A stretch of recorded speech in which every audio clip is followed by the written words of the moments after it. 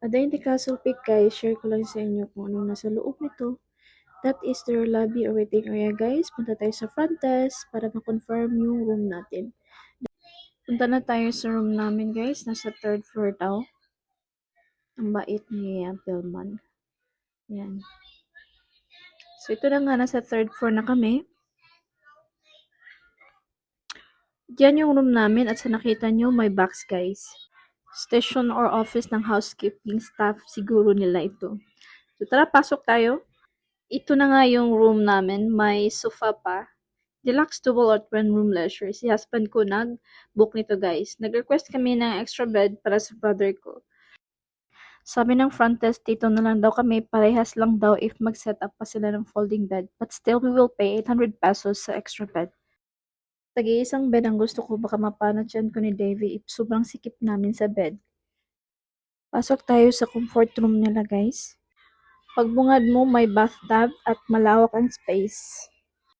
Non-smoking yung room din nila guys. So punta naman tayo sa restaurant na. Nagutom na kami sa biyahe nito. Kakarating lang namin kasi.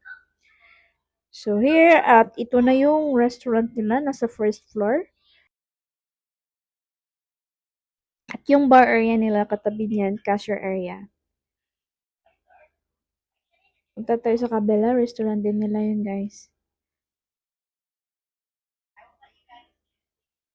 So ayan, malawak din, di pa gaanong maraming tao nito. Diyan yung breakfast buffet area nila. After dinner, pumunta kami nito sa 9th floor. At ito na nga yung 9th floor guys. May karaoke pa sila for in-house guests pero di free yung drinks nila.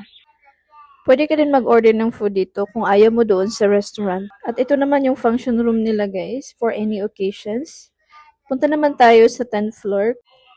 May spa sila at free lang ito sa mga in-house guests. Meron din silang gym at deep pool kaya tapusin na natin ang video na ito guys. Sagka mo na ang buntis. Ay, nagamusig ko ni Ani. Naabot na dyan na itong langit. So, ayan, gym nila sa mahilig magpapawis at free din ito sa mga in-house guest, guys. Puntahan naman natin ang deep pool nila. Another hingal. So, ayan guys, di siya masyadong malaki at free lang ito sa mga in-house guest. Pwede lang kami nakaligo dito kasi sobrang busy namin, guys.